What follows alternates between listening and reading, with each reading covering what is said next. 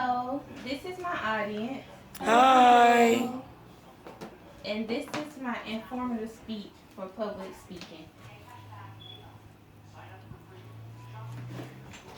Oh, Tristan, you got. Oh, okay. I can see it, but they can't see it. Okay. Okay.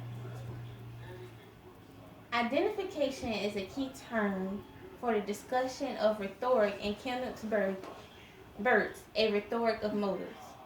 He uses it to evaluate the traditional perception of rhetoric as persuasion.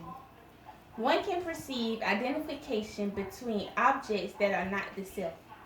And this is what this speech is about: identification. Some background information about Burt is that he was born May 5th, 1887 through November 19th, 1993. He was an American literary theorist and stated that the need to identify arises out of division. Humans are born and exist as biologically separate beings and therefore seek to identify through communication in order to overcome separateness.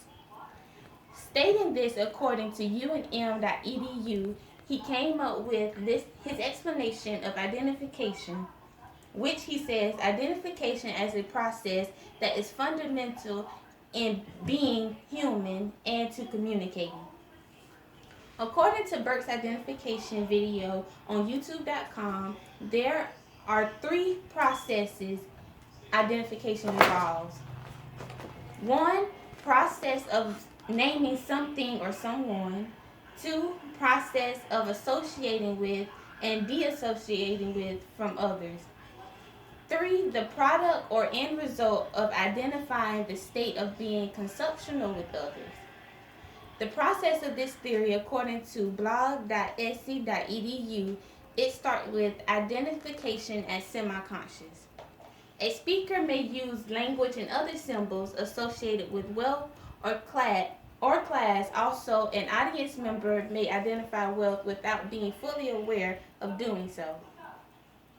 Burt's perspective suggests that we consider the impact of messages do not fully intend to send or do not consciously intend to keep.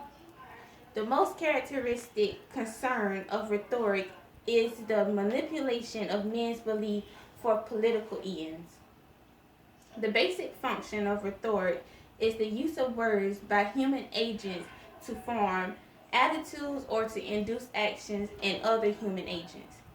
Kenneth Burt received the Guggenheim Fellowship for Creative Arts in the U.S. and Canada. He also received a degree in philosophy. According to acjournal.org, Burke suggests that whenever someone attempts to persuade someone else, identification occurs. For persuasion to occur, one party must identify with another. We promote character and persuade. We promote social persuasiveness through our identifications. According to uspress.edu, our identity can provide our character, and persuasion is not complete until we act upon ourselves. A process of persuasion begun outside the individual. A condition way we may identify is by sharing in the role as a leader or spokesperson.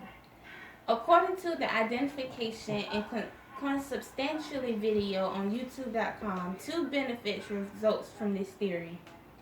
One, to persuade a target audience, the public relation must connect with the audience on some level, and this connection could be found through identification.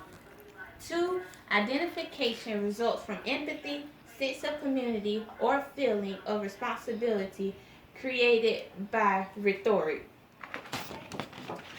Ending the identification and consumptionality theory, Kenneth Burke's theory provides additional insight into the rhetorical choices made in creating public relations documents. The goal of each piece was to deliver information in a manner that made the reader identify with the subject and act upon that identification. That was my informative speech for public speaking. Now what I do? And this is my audience.